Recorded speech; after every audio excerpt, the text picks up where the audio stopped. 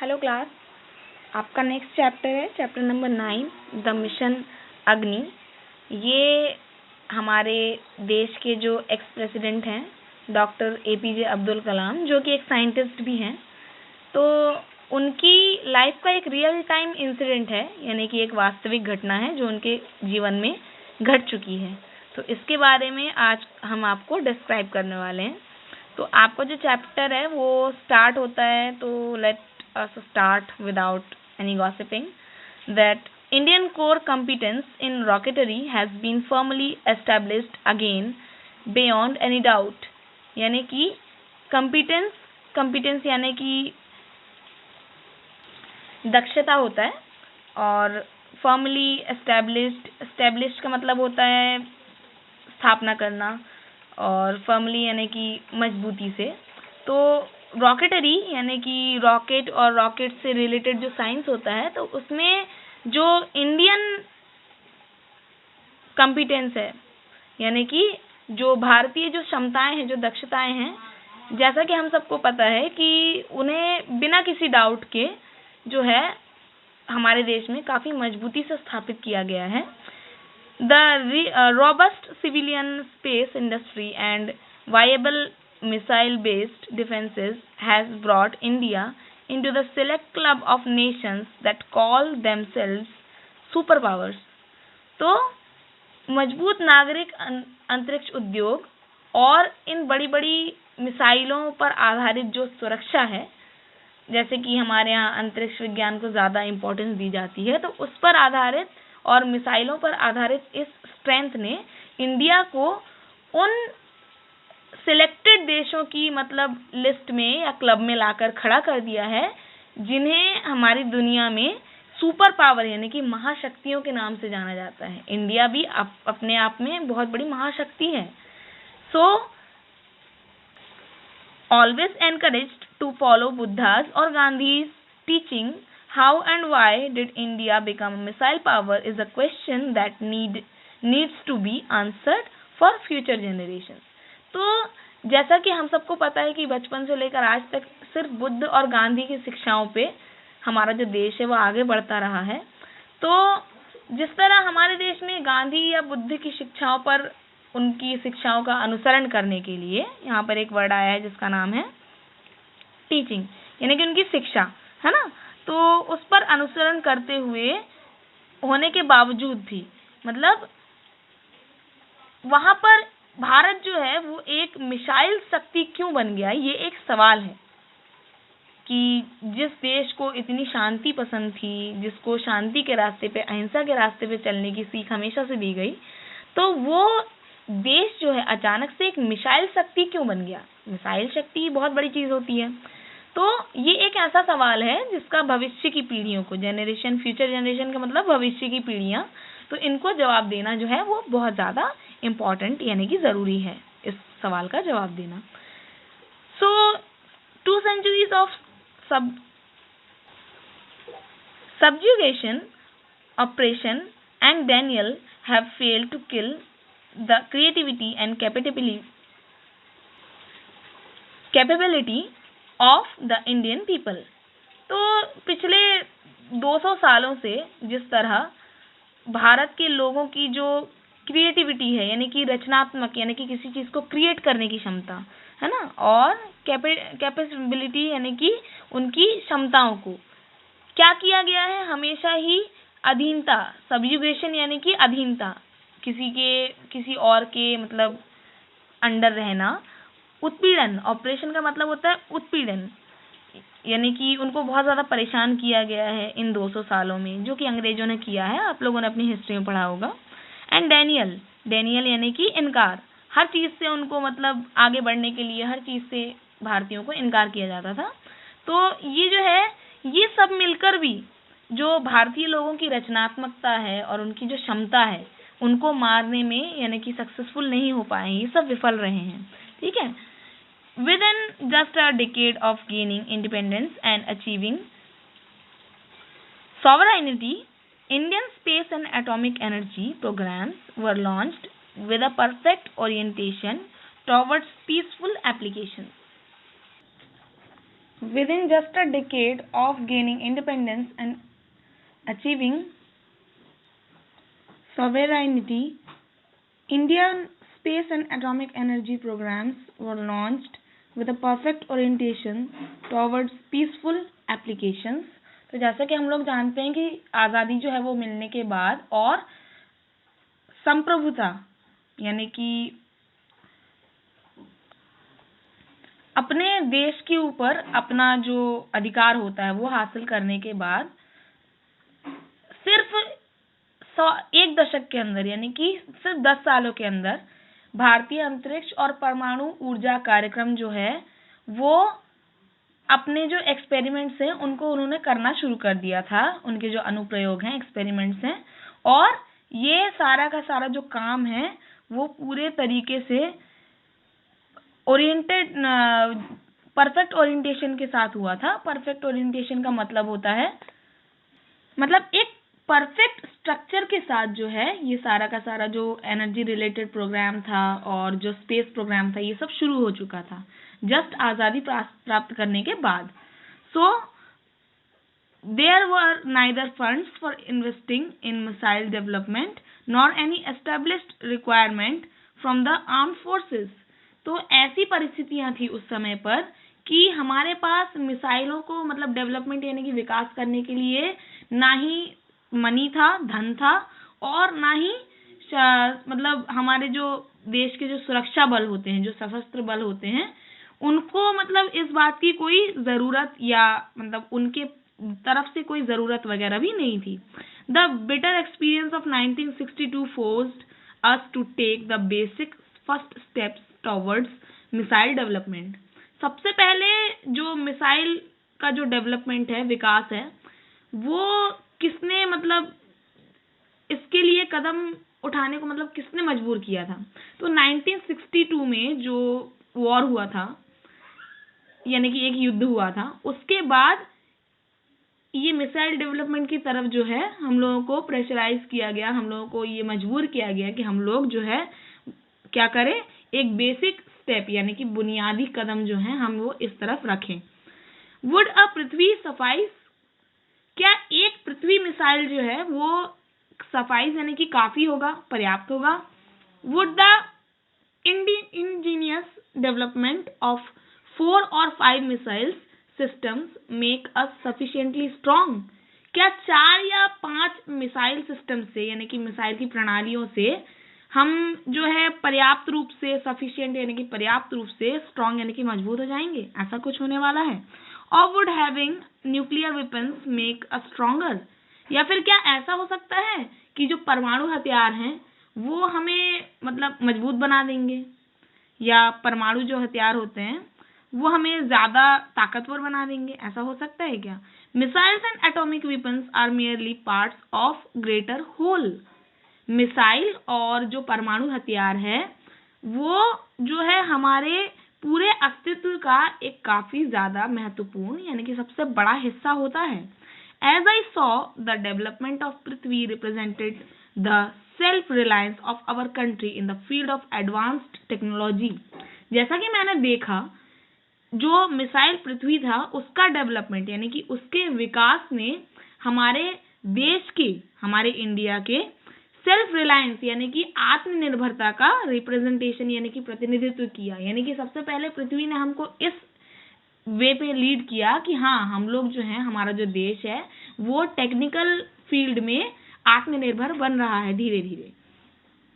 So high technology is synonymous with huge amounts of money and massive infrastructure. तो हम लोग जैसा कि जानते हैं कि जितनी हाई टेक्नोलॉजी होगी वो उतने ही बड़े उसको ढांचे की जरूरत होगी, इंफ्रास्ट्रक्चर यानी कि ढांचे की भी जरूरत होगी, और उतनी ही ज्यादा मात्रा में उस हाई टेक्नोलॉजी को अमाउंट्स ऑफ मनी यानी कि पैसों की भी उतनी ज्यादा ही जरूरत होगी। सो इन एडिक्वेट मेजर यानी कि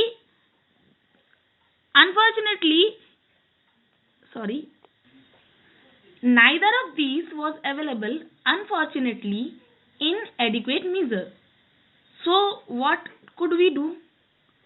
तो हमारी देश की जब बात करें तो जिस समय हमारे भारत को जो है आज़ादी मिली थी तो उस समय दुर्भाग्यपूर्ण तरीके से अनफॉर्चुनेटली ये दोनों ही, यानी कि एक अच्छा इंफ्रास्ट्रक्चर और बहुत सारे पैसे, ये हमारे पास दोनों ही अवेलेबल नहीं थे। तो हम क्या कर सकते थे? सो perhaps the Agni missile being developed as a technology demonstrator project, pooling all the resources available in the country, could provide an answer. यानी कि जब ऐसा सब कुछ होने लगा तब क्या हुआ था? शायद अग्नि मिसाइल जो है उसको एक, क्या वर्ड आया यहाँ पर वर्ड आया है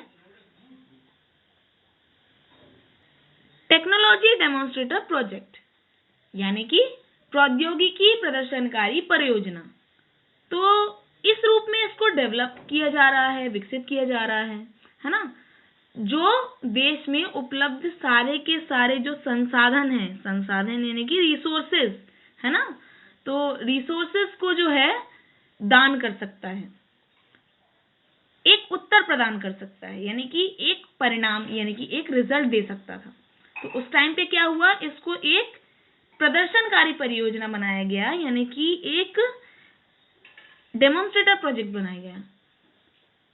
ऐसा इसको डेवलप किया गया, इसको सारे के सारे इंडस्ट्रियल जो लोग होते हैं, यानी कि जो कि प्रौद्योगिकी से जुड़े हुए होते हैं, उनके सामने अग्नि को रिप्रेजेंट किया गया ताकि वो साइंस के टेक्नोलॉजी यूज को मतलब समझ सके। उसको ऐसा एक प्रोजेक्ट बनाया गया।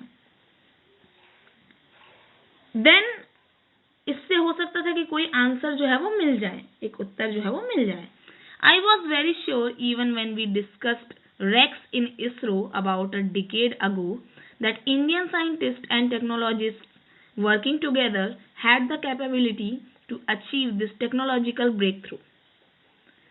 जब मुझे यकीन था कि जब हम लोग इसरो में, यानी कि इस रेक्स आप लोग समझ गए होंगे, रेक्स का मतलब पूरा जो टेक्नोलॉजी डेमोन्स्ट्रेटर प्रोजेक्ट है उसको रेक्स इन शॉर्ट मतलब रेक्स के नाम से रिप्रेजेंट किया गया इसरो में।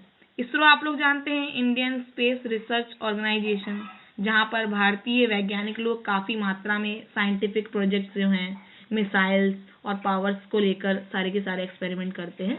तो उस टाइम पे उन्होंने क्या किया कि इस बारे में इसरो में 1 दशक तक, 10 साल तक उन्होंने चर्चा की थी।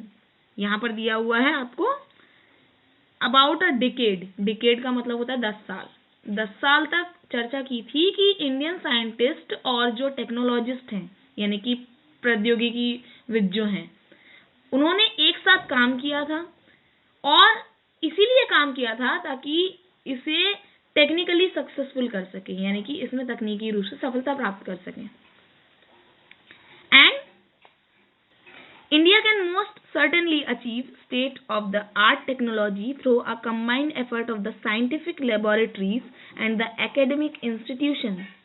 भारत जो है वो निश्चित रूप से सफलता हासिल कर सकता है अगर वैज्ञानिक प्रयोगशालाओं के संयुक्त माध्यम से कला प्रौद्योगिकी जो है उसको मिलाकर काम किया जाए, यानी कि साइंस और आर्ट को कंबाइन करके अगर काम किया जाए तो फिर इंडिया जो है वो श्योर है कि एक जो सक्सेस है वो हासिल कर सकता है।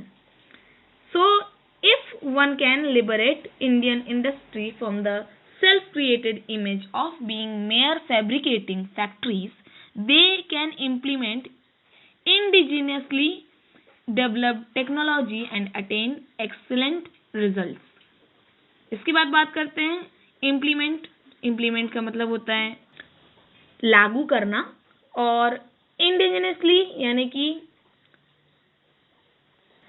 स्वदेशी रूप से, यानी कि देशी हिसाब से। तो फिर अगर कोई भारतीय उद्योग जो है वो अगर, यानी कि इंडिया में जो इंडस्ट्रीज वगैरह जो होती हैं वो अगर खुद को अगर फ्री करना चाहती हैं, सच में अगर खुद का जो है एक फ्री डेवलपमेंट करना चाहती हैं, तो वो क्या कर सकती हैं, वो जो एजुकेशन इंडस्ट्री जो होती है वहाँ पर अपनी जो एडवर्टाइजमेंट वगैरह है वो दे सकती हैं और इस तरीके से देशी रूप से फैक्ट्रीज जो हैं, जो बनती हैं, उनको मतलब अपनी तरफ से बना सकती हैं। एजुकेशन और जो फैक्ट्रीज का जो वर्क है, इनको कंबाइन करके वो ज़्यादा अच्छे रिजल्ट जो हैं वो हासिल कर सकते हैं, अचीव कर सकते हैं। वो अपना जो डेवलपमेंट है वो बहुत अच्छे से कर सकते हैं। To do this we adopted a threefold strategy: multi-institutional participation, the consortium approach, and the empowering technology. ऐसा करने के लिए हमें 3x यानी कि 3 गुना जो है इस डेवलपमेंट को हासिल करने के लिए 3 गुना स्ट्रैटेजी जो है वो बनानी पड़ेगी। अपनी जो स्ट्रैटेजी है उसको 3 गुना करना पड़ेगा। और उसके लिए क्या करना पड़ेगा? उसके लिए जो एजुकेशनल इंस्टीट्यूट्स हैं उनकी एक जो है भागीदारी रहेगी, यानी कि जिसको आप लोग कहते हो पार्टिसिपेशन, भागीदारी रहेगी, उनकी भागीदारी रहेगी।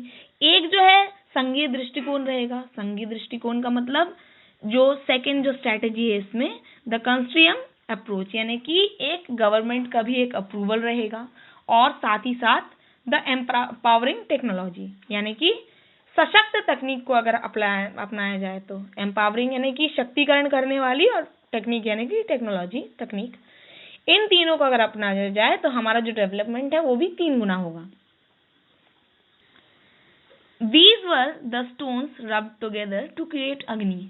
और कोइंसिडेंटली जब अग्नि मिसाइल बन रही थी तब इन तीनों एम्पावरिंग जो टेक्नोलॉजीज है इनका यूज किया गया। सबसे पहले मदद ली गई किनकी? सबसे पहले मदद ली गई टेक्नोलॉजी को डेवलपमेंट करने के लिए 3-fold स्ट्रैटेजी, यानी कि 3 तरीके से जो है स्ट्रैटेजीज यूज की गई। पहले क्या किया गया? जो एजुकेशनल जितने भी हब्स थे, यानी कि एजुकेशन से जुड़े हुए जो भी संस्थान थे, तो उनकी मदद ली गई, सरकार की मदद ली गई, और एम्पावरिंग टेक्नोलॉजी यानी कि सबसे मजबूत जो टेक्नोलॉजी उसका यूज करके फाइनली अग्नि को बनाया गया। द अग्नि team was comprised of more than 500 scientist. अग्नि जो है वो उसको बनाने के लिए 500 से ज्यादा जो वैज्ञानिक है वो कंप्राइज्ड हुए थे, यानी कि शामिल हुए थे। Many organizations were networked to undertake this huge effort of launching. बहुत सारे ऑर्गेनाइजेशंस यानी कि संस्थानों को नेटवर्क्ड यानी कि आपस में जोड़ा गया था ताकि इस बड़े लॉन्च को क्या किया जा सके, इस बड़े प्रयास को, एफर्ट का मतलब प्रयास को, जो कि क्या करना था, अग्नि को लॉन्च करना था, उसको अंडरटेक किया जा सके। अंडरटेक का मतलब होता है क्या किया जा सके, काम में लिया जा सके, काम में लेना। सो द अग्नि mission had 2 basic orientations, work and workers. तो अग्नि को जब लॉन्च करना था तो उसके लिए एक मिशन बनाया गया। उसके 2 ओरिएंटेशन थे। ओरिएंटेशन का मतलब बुनियाद, उनकी जो बुनियाद थे वो कौन कौन थे? पहला तो था वर्क, काम, और दूसरे वर्कर्स यानी कि उसको करने वाले, श्रमिक। Each member was depend on the others in his team to accomplish his target. हर एक मेंबर जो है वो डिपेंडेंट था, यानी कि आश्रित था, यानी कि सहारा लेता था दूसरे वाले पे, उसी के टीम के दूसरे मेंबर पर सहारा लेता था, उसका सहारा लेता था, ताकि वो अपने जो टारगेट है यानी कि अपना जो भी उसको दिया जाता था टास्क जो है उसको कंप्लीट कर सके। अकॉम्प्लिश का मतलब होता है कंप्लीट करना, फुलफिल करना। Contradiction and confusion are the 2 things most likely to acquire in such situations. तो ऐसी परिस्थिति जब काम करने वाले और काम को साथ में मिला दिया जाता है तो उस टाइम पर क्या होता है, उस टाइम पर 2 तरह की जो परिस्थितियां हैं वो जन्म लेती हैं। पहला होता है कॉन्ट्राडिक्शन यानी कि विरोधाभास की, यानी कि एक दूसरे की बात से जो है सहमत नहीं होना, और दूसरा होता है कंफ्यूजन यानी कि भ्रम, कंफ्यूजन हो जाता है। तो ये ऐसी कंडीशंस में ये 2 चीजें जो है ये उत्पन्न होती हैं। Different leaders accommodate concern for workers while getting work done in their own personal ways. तो इस टाइम पे क्या होता था कि अपने व्यक्तिगत तरीकों से परिणाम प्राप्त करने के लिए जो है बहुत सारे अलग अलग जो टीम लीडर होते थे, लीडर यानी कि किसी भी टीम के जो नेता होते थे, वो क्या करते थे, वो मतलब जो वर्कर्स हैं उनको कंबाइन करके चलने की कोशिश करते थे कि अपना जो टास्क है वो उन पे थोप देना और उसके थ्रू मतलब अपना जो काम है वो निकलवाने की कोशिश करना। वो हर एक टीम लीडर का अपना एक काम होता था, वो निकलवाना चाहता था। So some shed all concern for workers in order to get result. कुछ ने क्या किया, कुछ ने ये किया कि अपने जो चिंताएं हैं वो अपने जो मजदूर हैं, जो वर्कर्स हैं, उनके ऊपर उन्होंने छोड़ दी, अपनी चिंताओं को उनके कंधे पे मढ़ दिया, ठीक है ना। They used people merely in as instrument to reach goals, यानी कि उन्होंने लोगों का इस्तेमाल जो है इंस्ट्रूमेंट यानी कि किसी औजार की तरह किया ताकि वो अपने गोल यानी कि अपने लक्ष्य तक जो है पहुंच सके। Some give less importance to the work and make an effort to gain the warmth and approval of people working with them.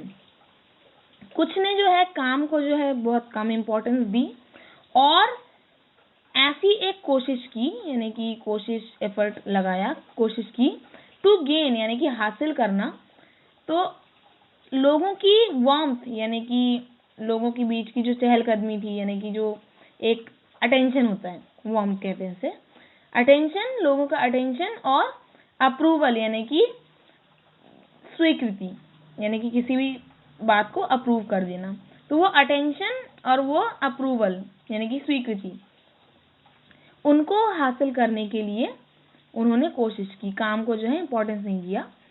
But what this team achieved was the highest possibility integration in terms of both the equality of work and human relationship. लेकिन कुल मिलाकर इस team ने achieve यानी कि जो हासिल किया था वो था क्वालिटी ऑफ वर्क यानी कि काम की जो गुणवत्ता है, और ह्यूमन रिलेशनशिप यानी कि इंसानों के बीच के जो रिश्ते हैं, दोनों के बीच में जो है वो उच्चतम संभव एकीकरण यानी कि हाईएस्ट पॉसिबल इंटीग्रेशन, लोगों के साथ मिलजुल कर काम करने की जो टेक्निक है वो उन्होंने हासिल की। कुल मिलाकर involvement, participation and commitment were the key words to functioning. जब फंक्शनिंग चल रही थी, ये पूरा का पूरा काम जब चल रहा था, तब भागीदारी के साथ साथ प्रतिबद्धता, ये काम करने के लिए सबसे इम्पोर्टेंट शब्द हो गए, सबसे जरूरी शब्द हो गए। Each of the team members appeared to be performing by choice. हर एक टीम के सदस्य ने क्या किया, अपनी पसंद से प्रदर्शन किया, यानी कि जो भी परफॉर्म किया अपनी पसंद से किया, चॉइस यानी कि पसंद। The launching of Agni was the common stake not only for our scientist but for their families too. ये अग्नि मिसाइल की जो लॉन्चिंग थी वो सिर्फ हमारे जो साइंटिस्ट लोग थे सिर्फ उनके लिए जरूरी नहीं थी, बल्कि उनकी जो हिस्सेदारी है, इस मिसाइल को लॉन्च करने की जो हिस्सेदारी है, उनके फैमिली मेंबर्स ने भी ये दिखाई। जैसे कि V R Nagaraj was the leader of the electrical integration team. V R Nagaraj जो हैं वो इस लॉन्चिंग के दौरान जो इलेक्ट्रिकल जो डिपार्टमेंट था, वहाँ का जो इंटीग्रेशन था, वहाँ के जो साथी थे, उनकी टीम के जो है वो लीडर थे, नेता थे। Dedicated technologist that he is, Nagaraj would forget basic requirements like food and sleep while the integration gig. तो जब इंटीग्रेशन गिग यानी कि शुरू हुआ, तब नागराज जो हैं वो क्या करते थे, वो अपनी बेसिक रिक्वायरमेंट्स यानी कि अपनी बुनियादी ज़रूरतों को भी भूल जाते थे, जैसे कि खाना और सोना सब कुछ भूल जाते थे। His brother in law passed away while he was in ITR। जब वो ITR में थे यानी कि इंटीग्रेटेड जो रिसोर्स है उसके अंदर जब वो थे, यानी कि जब वो अपना काम कर रहे थे, तब उनके जो साड़ू भाई हैं, ब्रदर इन लॉ यानी कि साड़ू भाई होता है, तो वो जो है वो खत्म हो गए थे, यानी कि उनकी डेथ हो गई थी।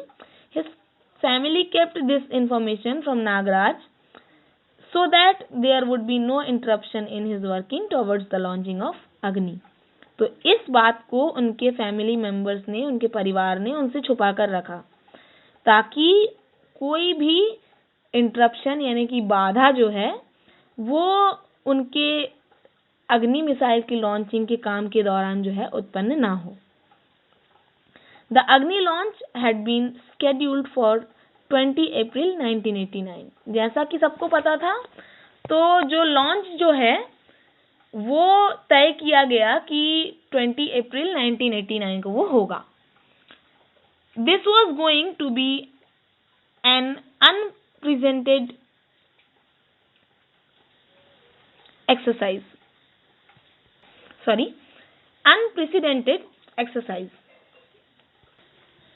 अनप्रेसिडेंटेड का मतलब होता है अभूतपूर्व, ऐसी घटना जो इससे पहले कभी नहीं हुई थी। तो ये जो है एक ऐसा अभ्यास होने वाला था जो कि पहले कभी नहीं हुआ था। Unlike space launches vehicles, a missile launch involves wide ranging safety hazards. क्योंकि जो मिसाइल प्रक्षेपण के जो वाहन होते हैं, जिनसे एक मिसाइल की लॉन्चिंग में मतलब जो प्रक्षेपण वाहन होते हैं, मतलब जिनसे जो है मिसाइल को जो है एक टारगेट करके, एक सेट करके और लॉन्च किया जाता है। उसके अलावा भी मतलब बहुत सारे ऐसे जो डेंजर्स होते हैं, खतरे जो होते हैं वो होते हैं, ठीक है ना। सो 2 radars, 3 telemetry stations, 1 telecommand station and 4 electro-optical tracking instruments to monitor the missile trajectory has been deployed। तो इस लॉन्चिंग के लिए जो है इसकी जो मिसाइल ट्रैजेक्टरी जो है उसको हिंदी में कहा जाता है प्रक्षेप वक्र, ठीक है।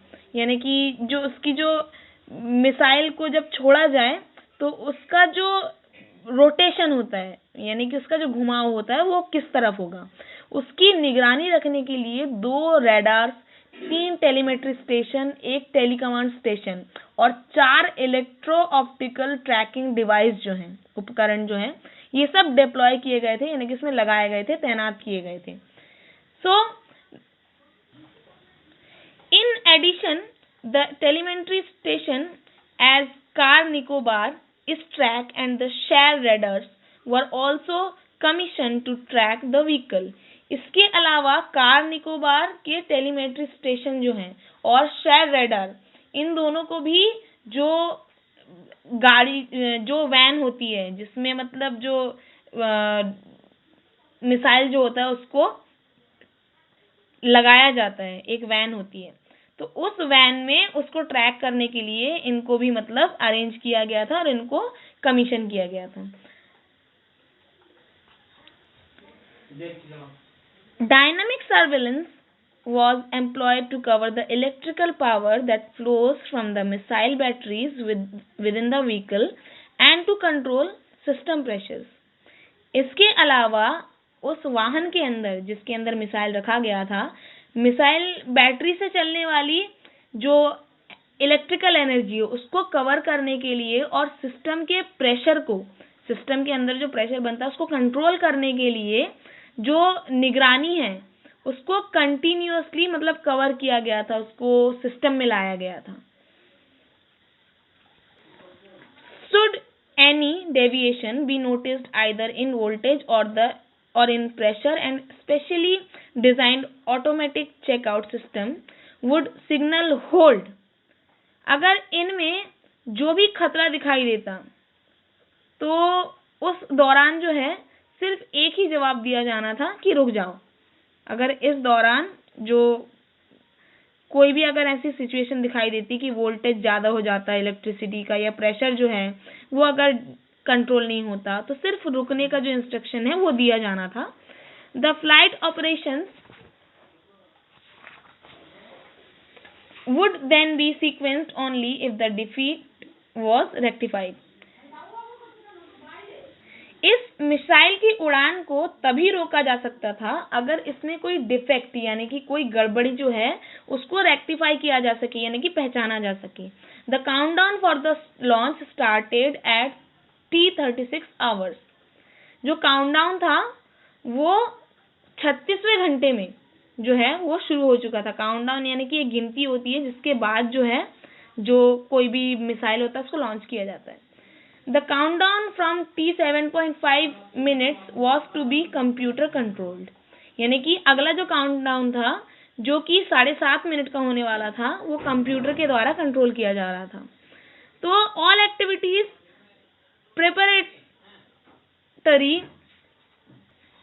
Preparatory to the launch went according to schedule. सारी की सारी जो गतिविधियां हैं, एक्टिविटी हैं, वो लॉन्च के जो स्केड्यूल यानी कि समय सीमा जो बनाया गया था उसी के हिसाब से मतलब सब चल रहा था। We had decided to move the people living in nearby villages to safety at the time of the launch.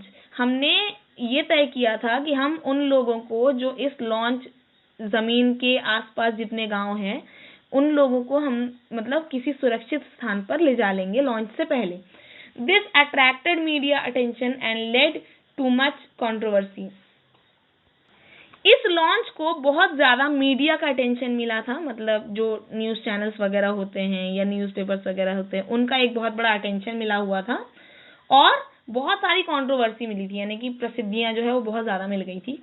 Bye the time 20 April 1989 arrived, the whole nation was watching us. जैसे जैसे 20 April 1989 का जो समय है वो पास आ रहा था, पूरा का पूरा देश हमको देख रहा था। Foreign pressure was exerted through diplomatic channels to abort the flight trial, but the Indian government stood behind us like a rock and staved off any distraction to our work. इस लॉन्च को मतलब रोकने के लिए बाहरी मतलब विदेशी जो दबाव है वो भी काफी ज्यादा आ रहा था कि इसको रोक दिया जाए क्योंकि इससे कोई फायदा जो है वो नहीं होने वाला। लेकिन भारतीय सरकार जो है उस समय एक पत्थर की तरह, एक मजबूत चट्टान की तरह हमारे सामने खड़ी रही और हमको हमारे काम में होने वाले किसी भी तरीके के डिस्ट्रैक्शन से यानी कि किसी भी तरह के क्या बोलते हैं उसको मतलब असुविधा जो होती है उन सब से उन्होंने हमें बचाया, इंडियन गवर्नमेंट ने। We were at T14 seconds when the computer signaled hold, indicating that one of the instruments was functioning erratically. यानी कि जब काउंटडाउन खत्म होने के सिर्फ 14 सेकंड रह गए थे उस समय कंप्यूटर ने अचानक सिग्नल दे दिया होल्ड का, रुक जाने का, क्योंकि कंप्यूटर से ये पता चला कि उन इंस्ट्रूमेंट्स का कोई एक भाग, कोई एक चीज जो है वो गलत तरीके से फंक्शन यानी कि काम करना शुरू कर चुका था। दिस वॉज इमीडिएटली रेक्टिफाइड, और ये जो है तुरंत ही इसको जांचा गया। Meanwhile, the downrange station asked for a hold.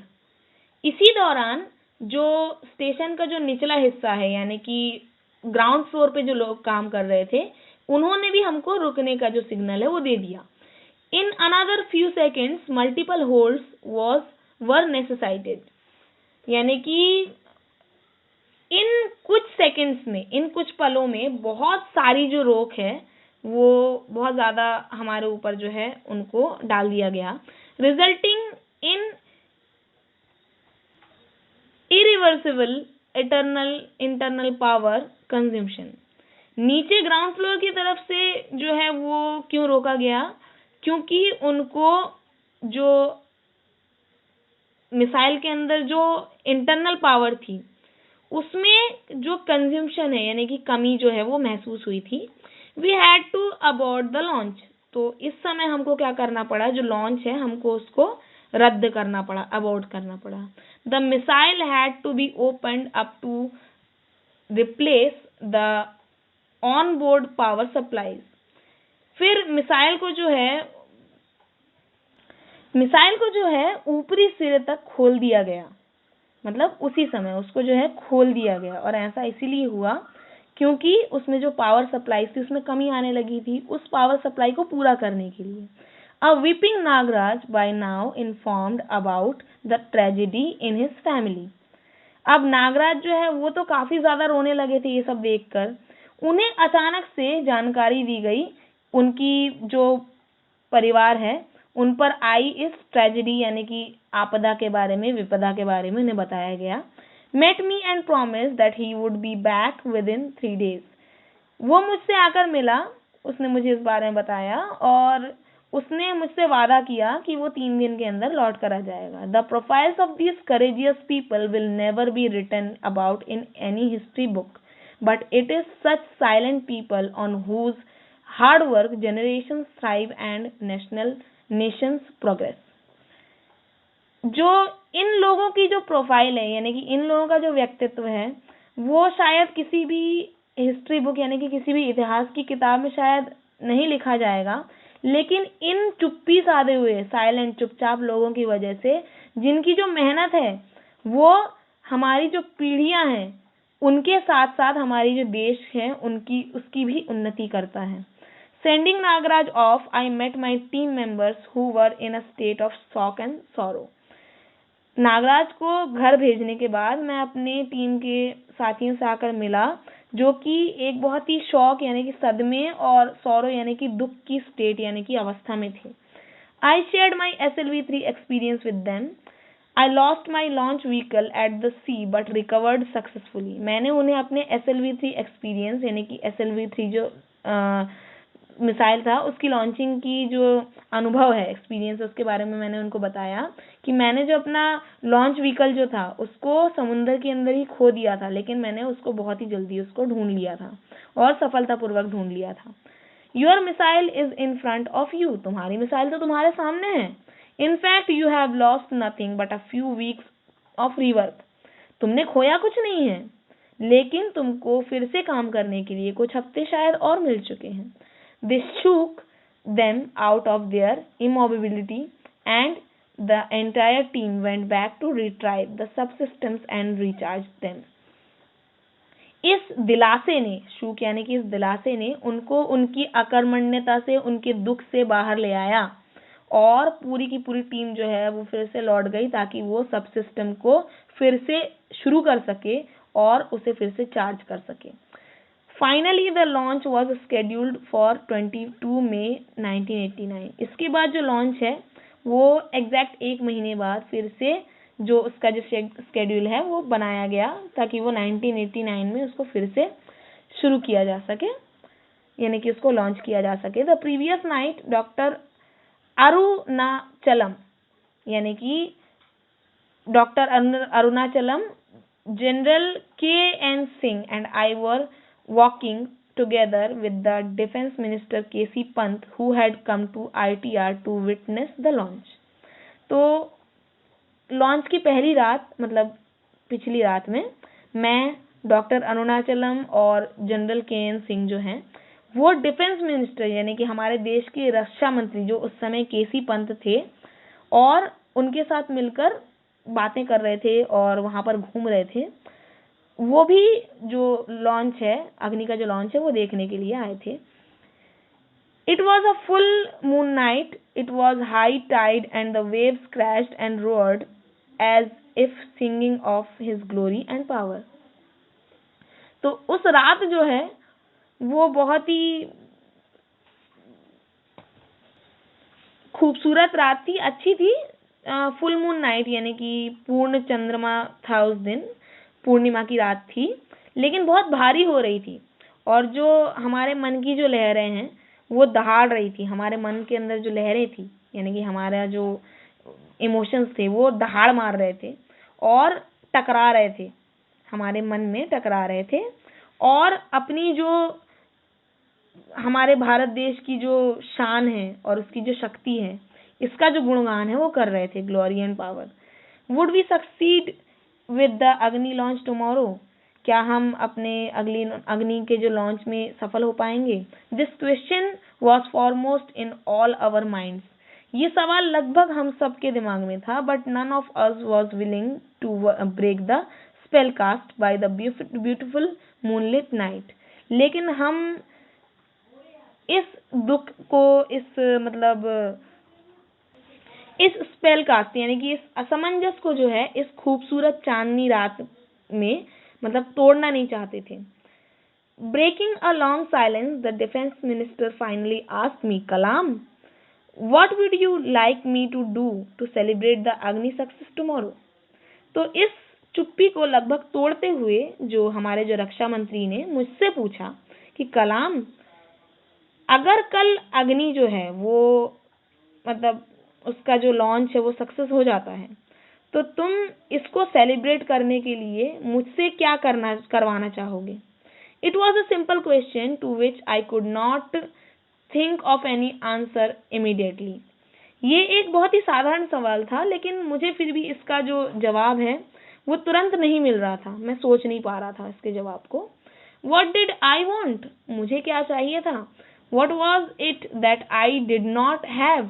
ऐसा क्या है जो मेरे पास नहीं था? What could make me happier? क्या था मुझे जो सबसे ज्यादा खुश बना सकता था उस समय? And then I found the answer. और ये सब सोचने के बाद मुझे एक जवाब मिला। We need 1 lakh saplings to plant at RCI.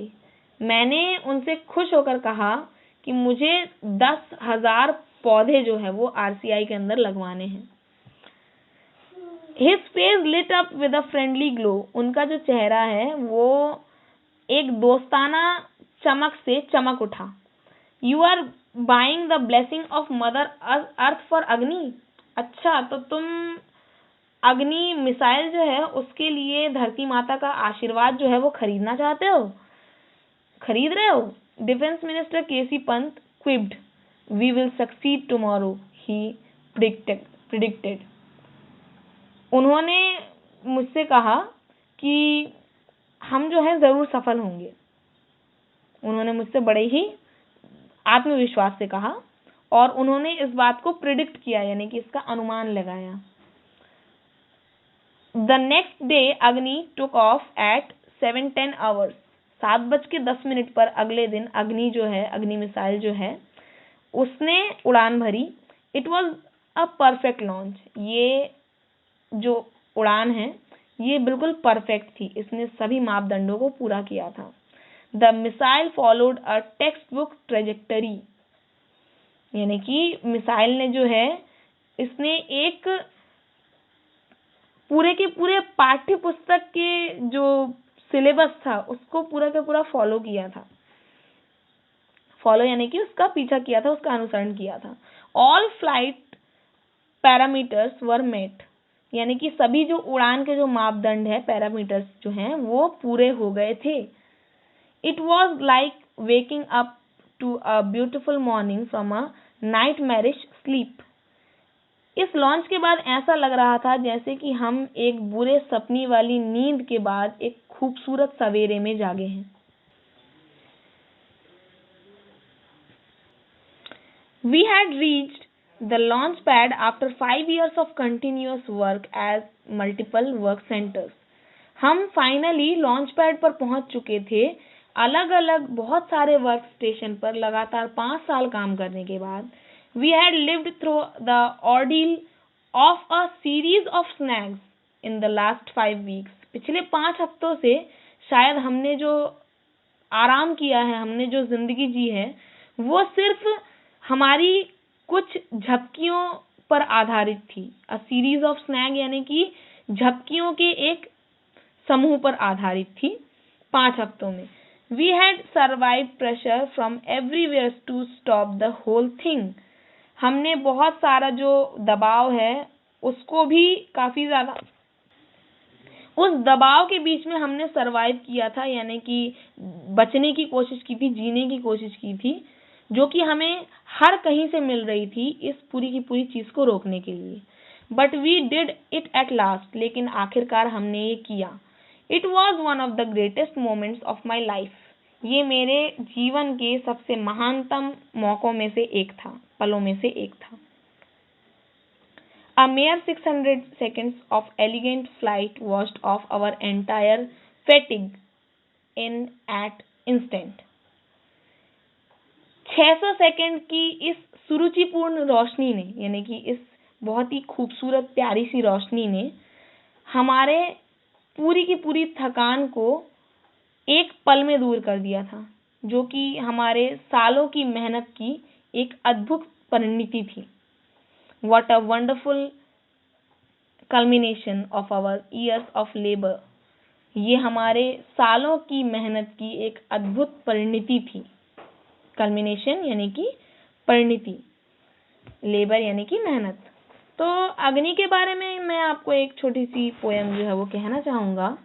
Do not look at Agni as an entity directed upward. Agni को सिर्फ एक काम के या एक चीज के रूप में मत देखो जिसको सिर्फ इंस्ट्रक्शंस मिले हों, यानी कि जिसे सिर्फ ऊपर की तरफ निर्देश किया गया हो। टू डेटर द ओमिनस और एग्जिबिट योर माइट, जो अशुभ को रोकती है या अपनी शक्ति का प्रदर्शन करती है। इट इज फायर, ये आग है। In the heart of an Indian, ये एक भारतीय के दिल की आग है। Do not even give it the form of a missile, इसे एक मिसाइल का रूप देने की कोशिश मत करो। As it clings to the burning pride of this nation, ये एक मिसाइल नहीं बल्कि इस देश के गौरव की एक जलती हुई सीमा है। इस देश के गौरव की एक सीमा है। एंड दस इज ब्राइट, और शायद इस देश के गौरव, जलता हुआ गौरव होने की वजह से ये इतना ज्यादा उज्जवल है, यानी कि इतना ज्यादा चमकदार है। यही था आपका चैप्टर, जिसका नाम था chapter number 9, which is the mission Agni. Hello class.